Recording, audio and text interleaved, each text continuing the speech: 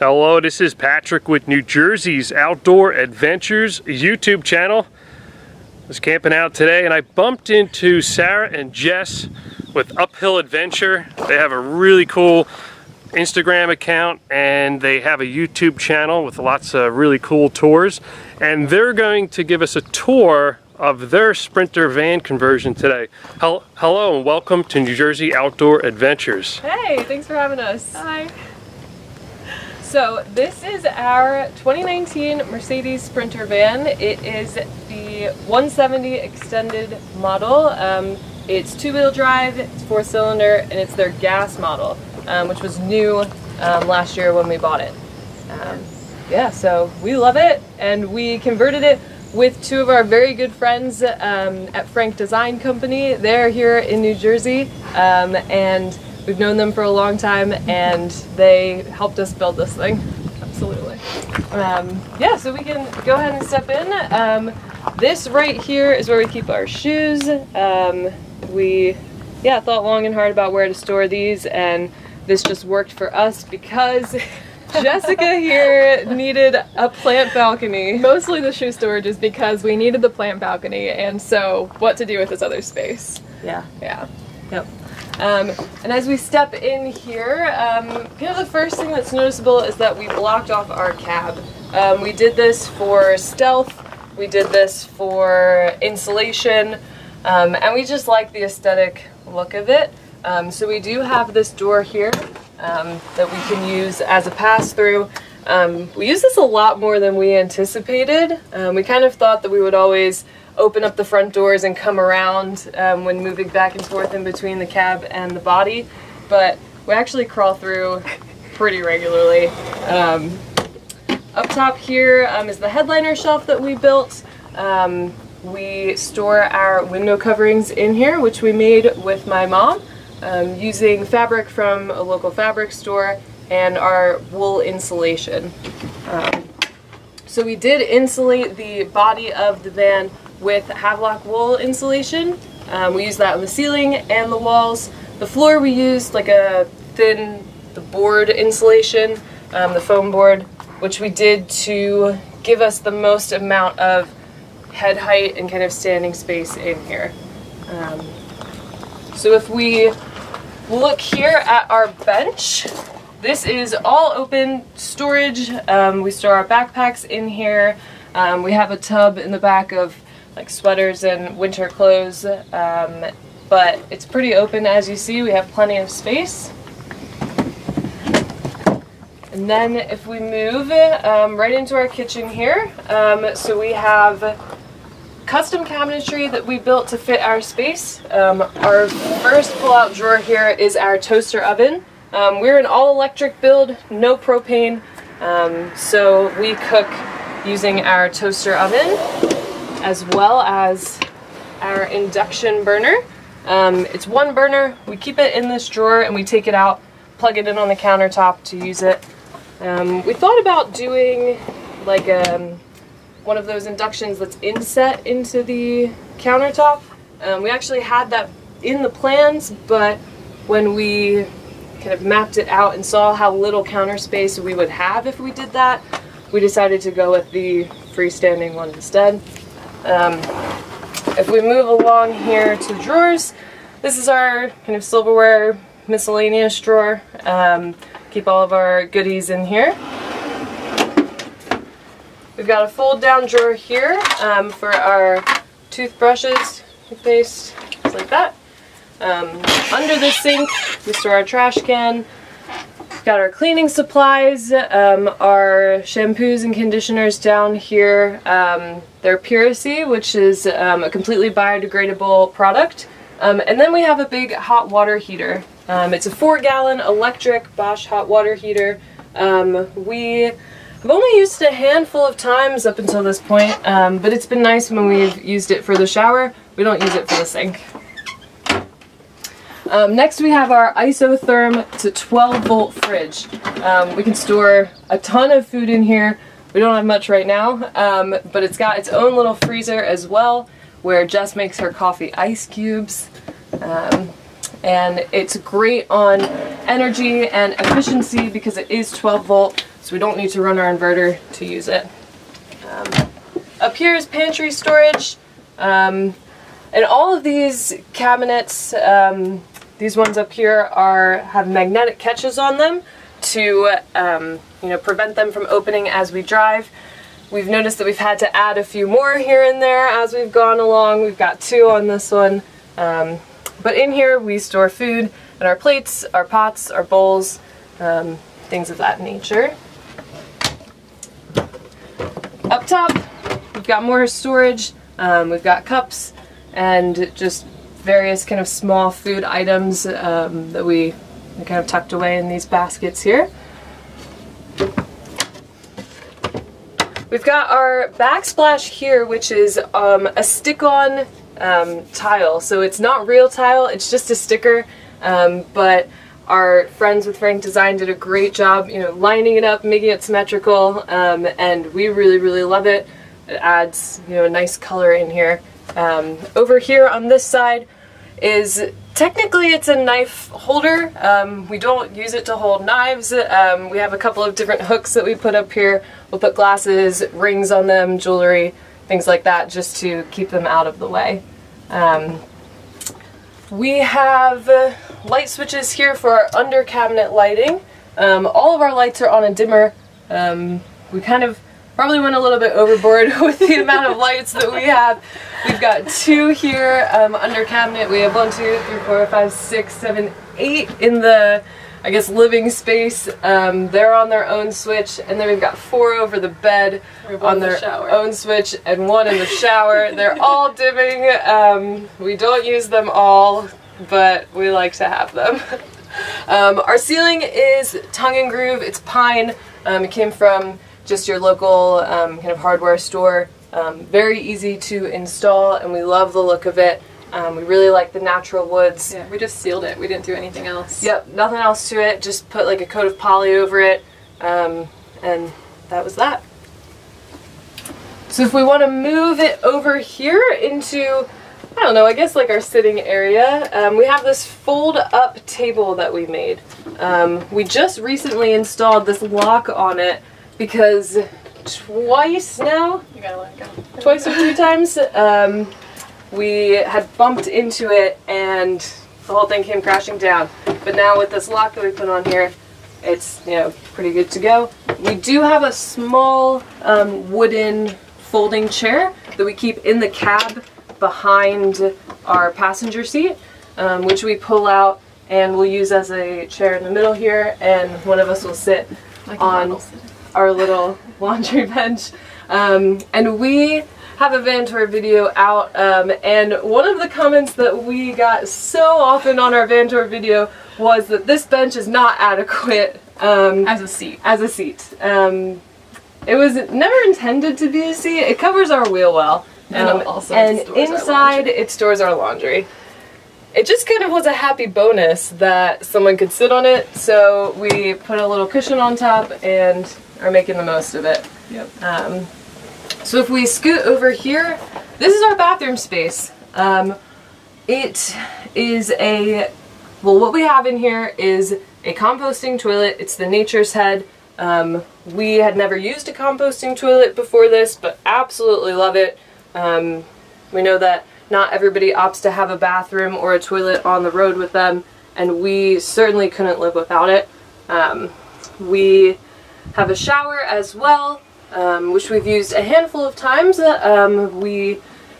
Sometimes we tend to shower at gyms if we, have a membership to like a climbing gym or something like that. Mm-hmm. But it's not always something that we, will get if we're not in a city. So it's nice to have a shower here. It makes us, be able to live off the grid and, not worry about, having to get to a local gym or, somewhere, especially having a toilet as well. Definitely.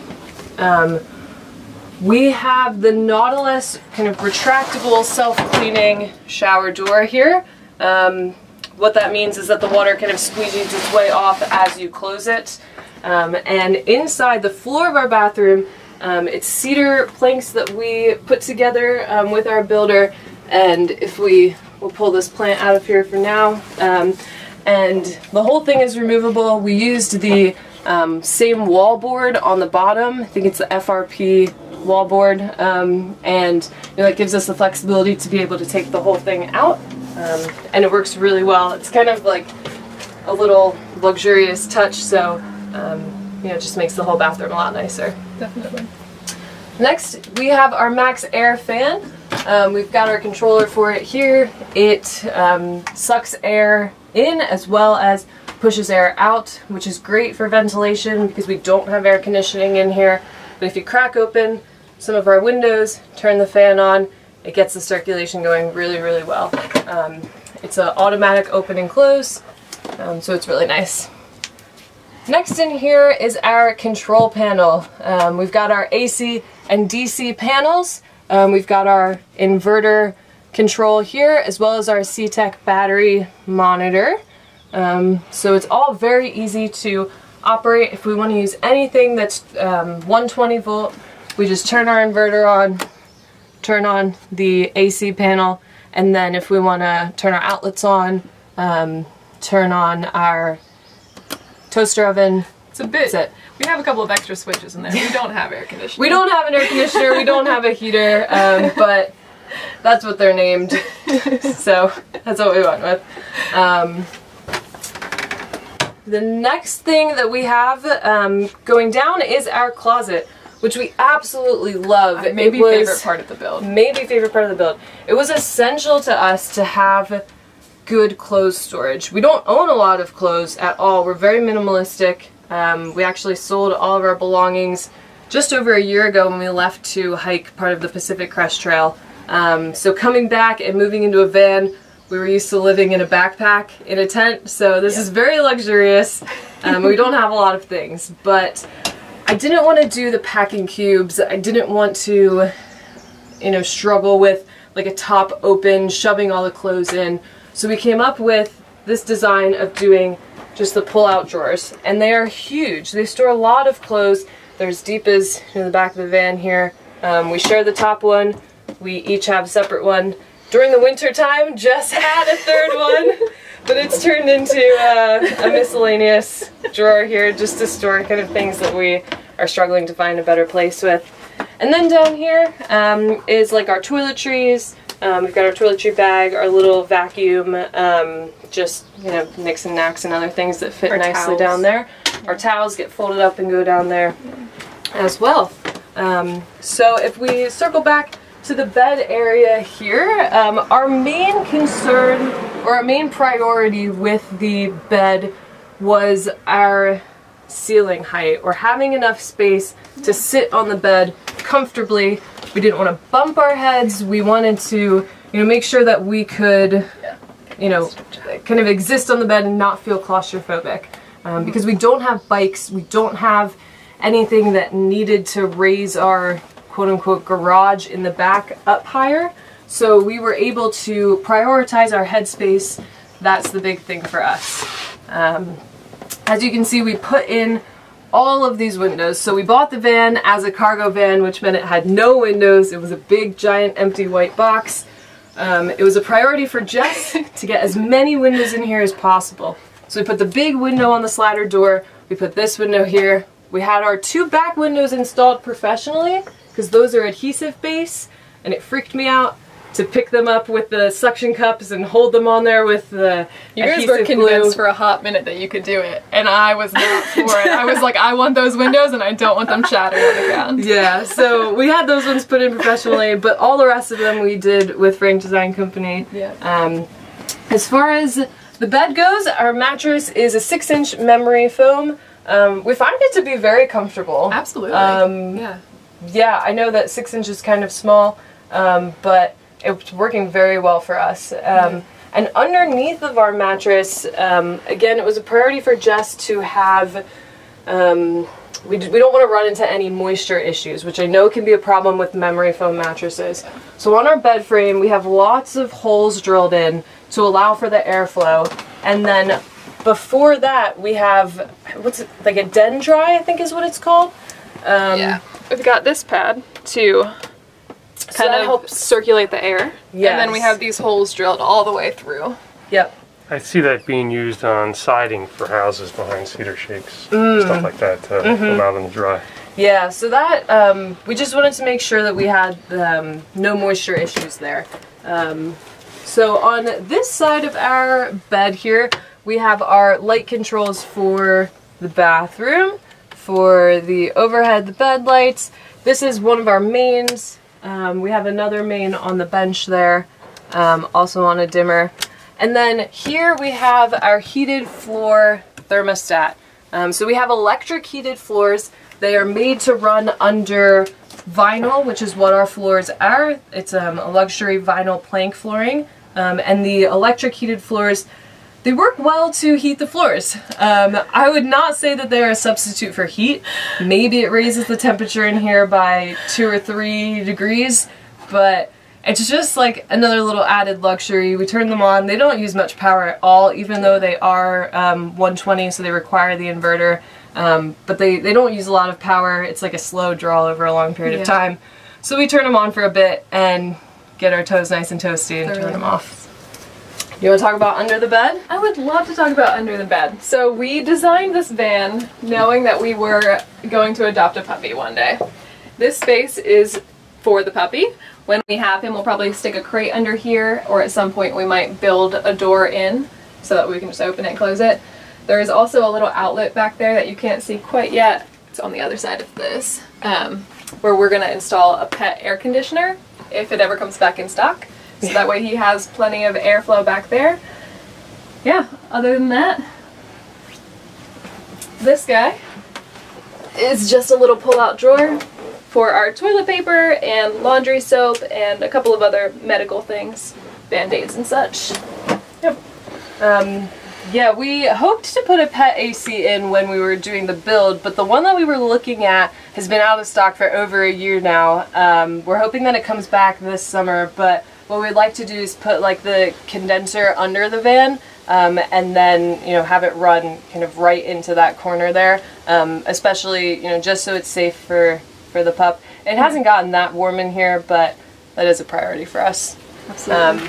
So I think that kind of wraps up the inside of the van. If we want to move around to the back,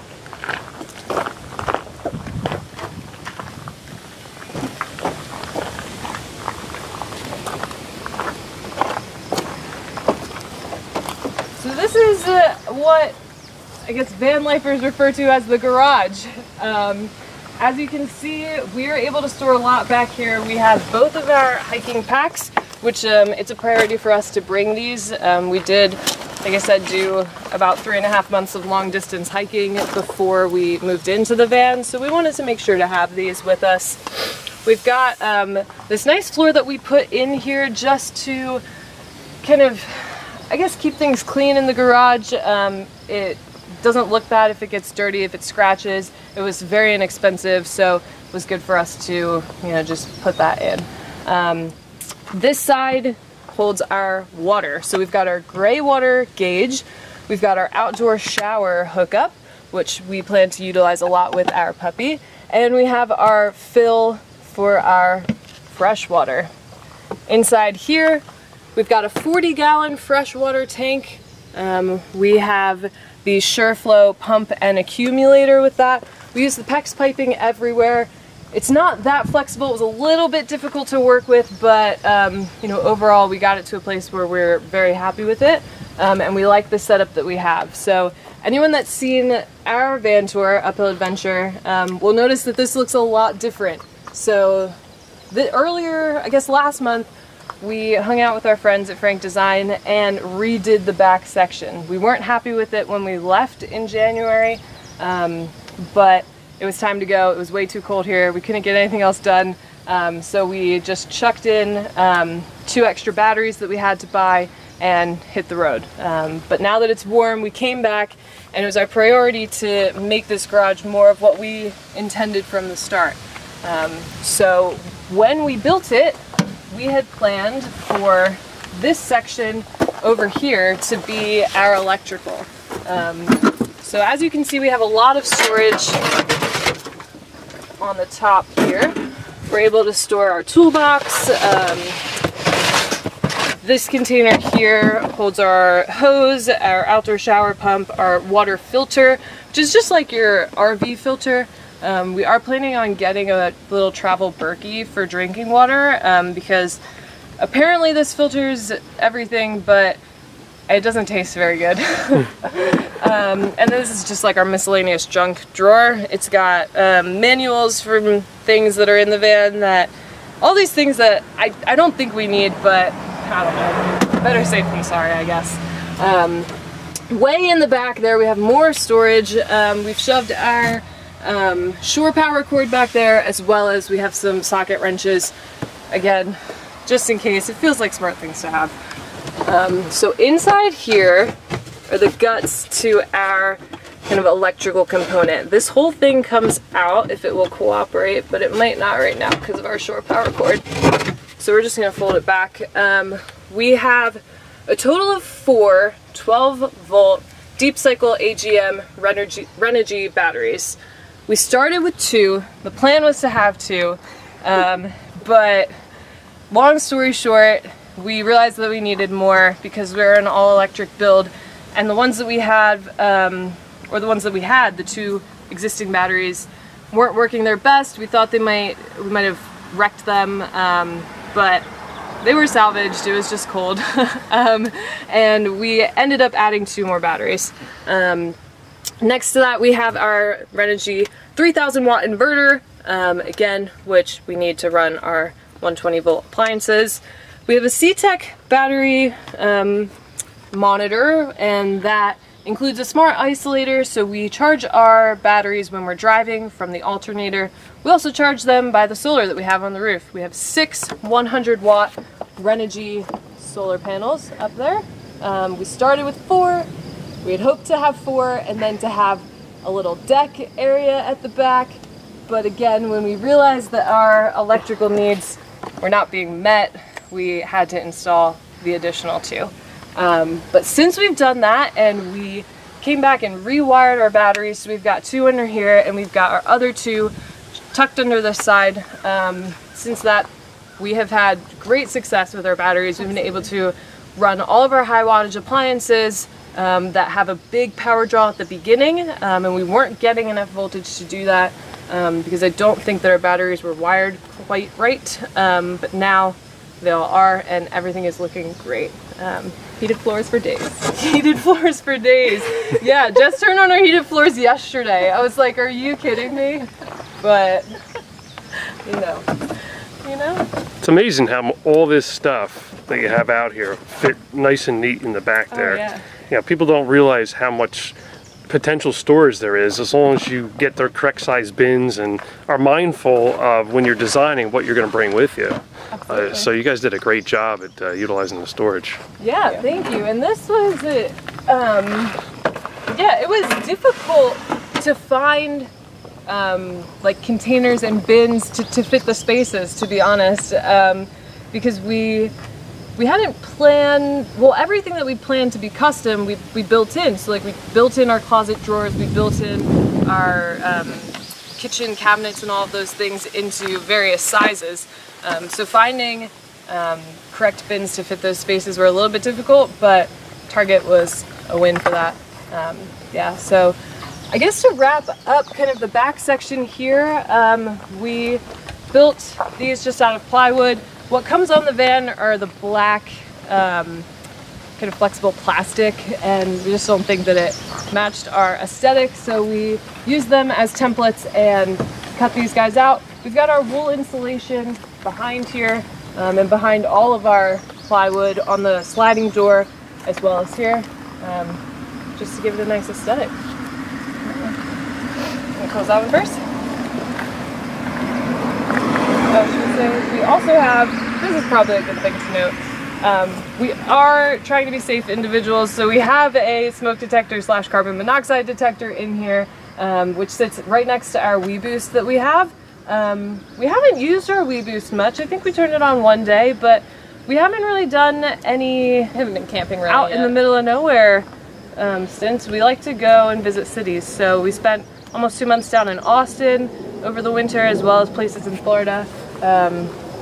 But we'll see if we need it.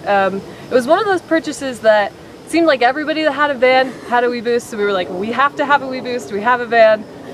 I don't know, I mean, I would say make the decision for yourself. For us, it's one of those things that we'll see if it pays off or not.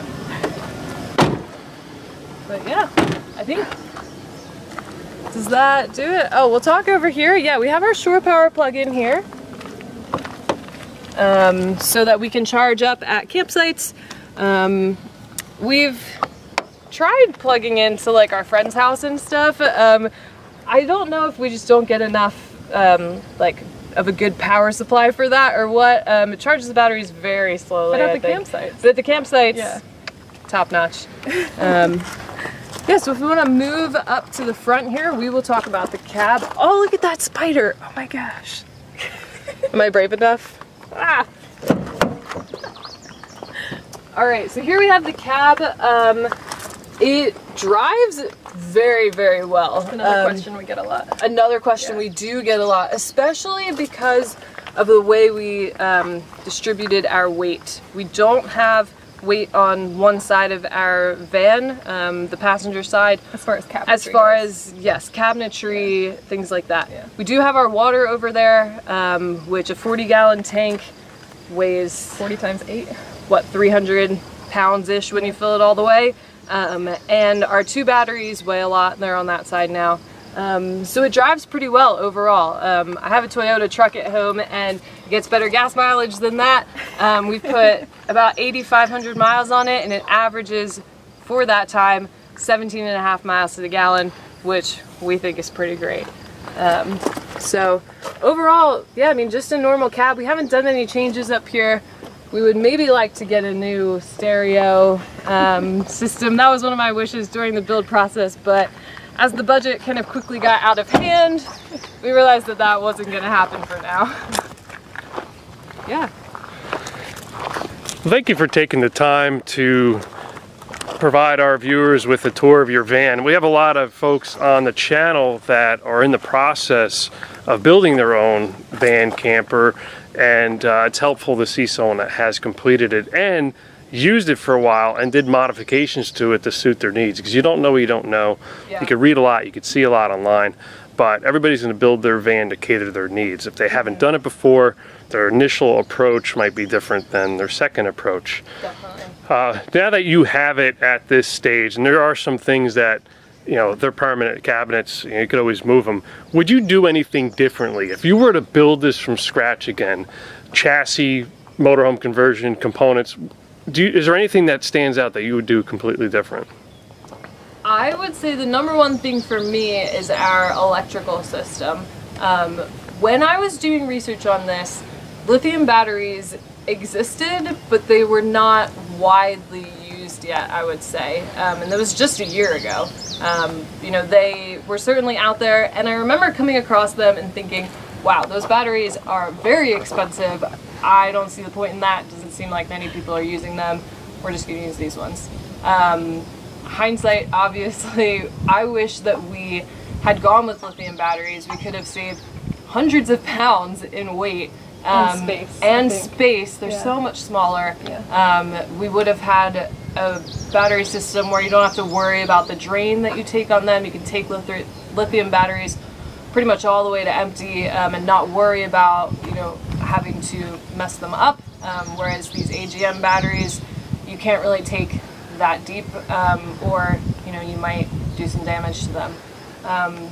Lithium batteries are a lot more expensive up front though, and I mean, looking back at our process, we would have had to give up a lot of things in order to be able to afford to do lithium batteries in the first place. But, you know, looking back, I think we would have done that, Yeah. or found the money somewhere. Yeah. We just had a few headaches, so could have been avoided. Yeah. Other than that, I mean, we love the layout of our van. We love the open design, the open feel. I couldn't imagine it any other way, to be honest. No, we are not lacking for storage in the least. Yeah. Yeah.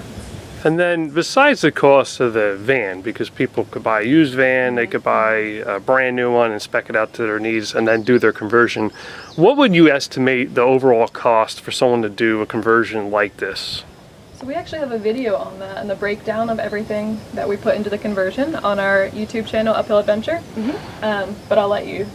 Yeah, our total cost for what we spent converting the van was $23,000. That includes the labor costs for things that we had installed, like our back windows. That includes the labor costs for Frank Design Company. You can do it for a lot more expensive. You can do it for a lot less. I've seen people that do it for like $5,000 and have a fantastic van that suits their needs. It's just about what works for you, but that's how much we spent on our conversion.